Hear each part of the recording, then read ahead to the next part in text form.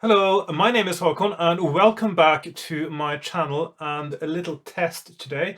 And the reason I'm posting this test on YouTube is because I need to see what kind of quality I get from doing my videos in a slightly different way from how I've done them before. So the last few years I've been doing videos using two cameras. I've been using a Logitech Stream Cam as my main cam showing my face. That's the one you're looking at right now. And then I've been using a Panasonic FZ1000 or FZ1000 if you're living in America to do my overhead shots like this. Just testing now just to see how it looks. And the problem with that setup for me has been that, first of all, it requires a lot of editing because I have to mix the two camera sources and synchronize audio later. The audio, of course, being recorded from a microphone, or actually it's a field recorder, a Sony PCMD 100, which is off camera,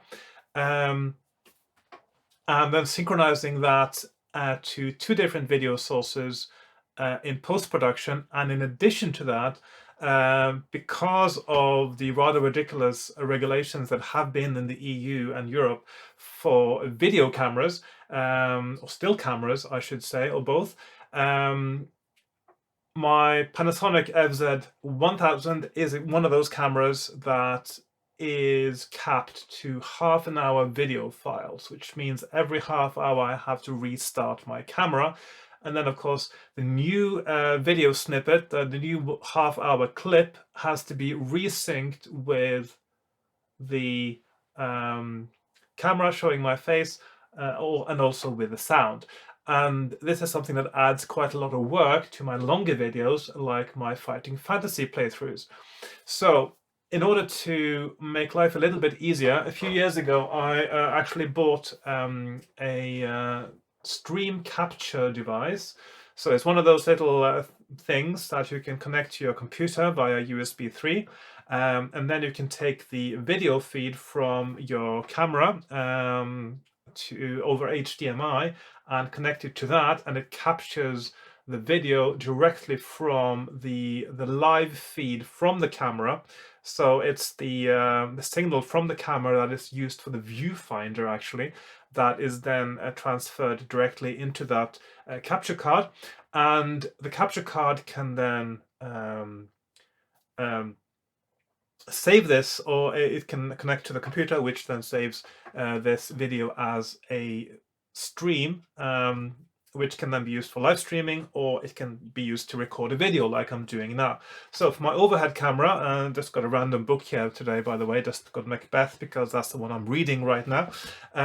So the idea is that at the sacrifice of a little bit of absolute quality, because usually I would do my overhead camera now in 4K, and then I would downsize it, down-res it to full HD in post-processing, which is the way I found has the best quality, and especially when it comes to things like looking at text on a page like this.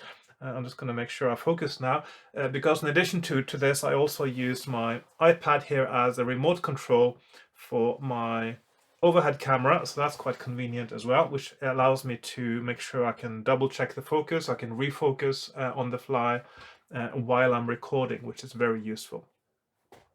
So and then instead of making all these 4K clips and then downsizing them to full HD and doing all the editing and the resynchronizing, I'm trying to set up OBS Studio now in a way that I can do all this in one go while I'm recording, because if there's one thing I quite like is to be a little bit efficient, and like most people, I probably don't enjoy so much the time spent editing a video.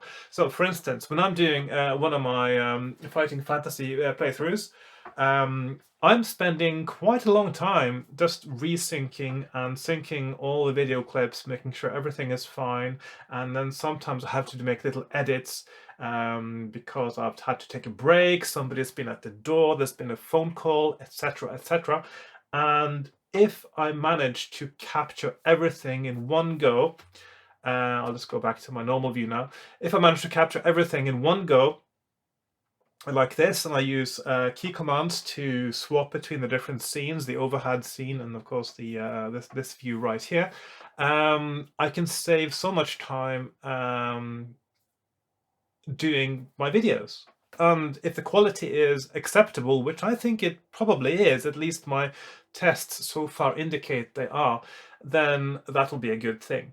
Now, see, the thing about my capture card, which is, what's it called again now? It's called the Cloner Alliance Flint 4K-P, which the 4K is a little bit sort of misleading because it's a 4K pass-through. It doesn't actually record in 4K. But if you use the software that comes with the Cloner Alliance Flint, it only allows recording full HD, which is the maximum it can record, up to a bitrate of 17, is that kilobits per second? I can't remember the exact thing, but it's 17 anyway, of whatever is the megabits per second.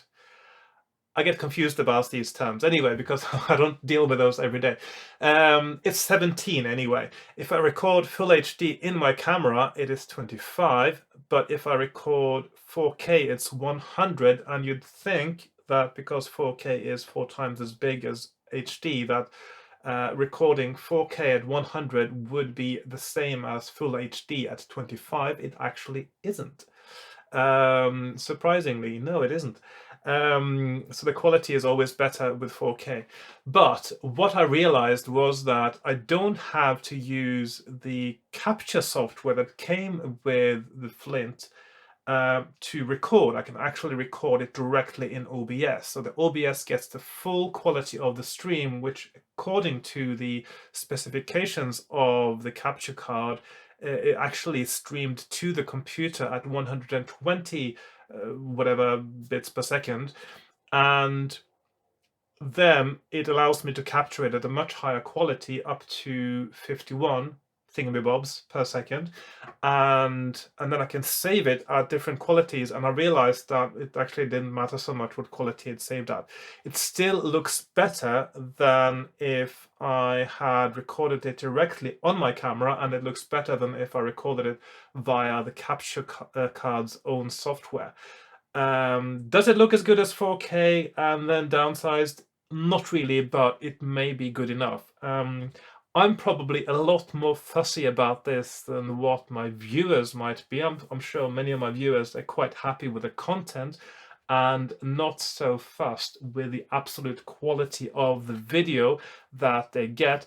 But the thing about it is, when I'm showing a book, particularly on the screen like this, or I'm showing a magazine, for instance, if I'm doing my videos where I show old 80s and early 90s computer magazines, I want the text to look quite sharp and be possible to read when you look at the picture on the full screen. It shouldn't be blurry, it shouldn't have too many compression artifacts.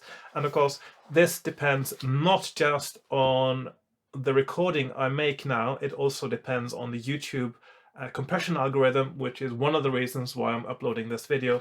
And also in the same go, I'm also informing you that I'm doing things in a slightly different way now, or at least I'm intending to, if this experiment works. So because if I do it like this, I will only have to edit out if there's somebody at the door, if my phone rings, if I'm having a coughing fit or sneezing a little bit too much, something I sometimes edit out. And also it's just I won't have to resync the audio because, well, at least in theory now, I think I've managed to find the latency settings I need to synchronize the audio with the video. And I only need to put a little bit of noise reduction on my audio and I should be good to go. Of course, the reason I need noise reduction on my audio is because of the way I'm recording it. I'm actually using my field recorder as a room mic. So it's not just meant to record my voice. I also want to record the ambience of leafing through a book for when I'm playing my fighting fantasy game books, or if I'm doing something else on my desk. I like to have that little bit of ambient audio as well.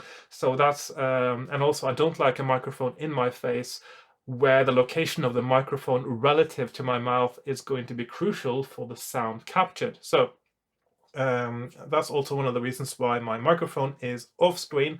But then, of course, it will have to have a higher sensitivity setting, and it will need a little bit, just a little bit of noise reduction. Not strictly speaking necessary, but I do put a little bit on it just to make it a little bit more quiet. It's still a very good microphone for capturing voice and the sound of the room as well. And occasionally the sound of birds landing on the roof as well. That has happened in the past when I've been recording. And also you can hear the doorbell as well when it rings, and you can also hear me go downstairs to pick up a parcel, for instance, if that is something on the door. This is something you wouldn't have heard so much in my videos because it would be edited out when that happens. Right, so I think that's it for today. This was probably not the most interesting video for you, but a kind of little vlog kind of thing where I'm just talking a little bit about something random that's happening to do with my project of being a YouTuber, I suppose, in a minor way, doing it for fun, of course, mainly. So yeah, that's it for today, and I hope you enjoyed it, and I hope you'll be looking forward to some actual proper content in the future. And maybe if this experiment works out, this is the way it will be recorded. So thank you very much for watching, and goodbye for now.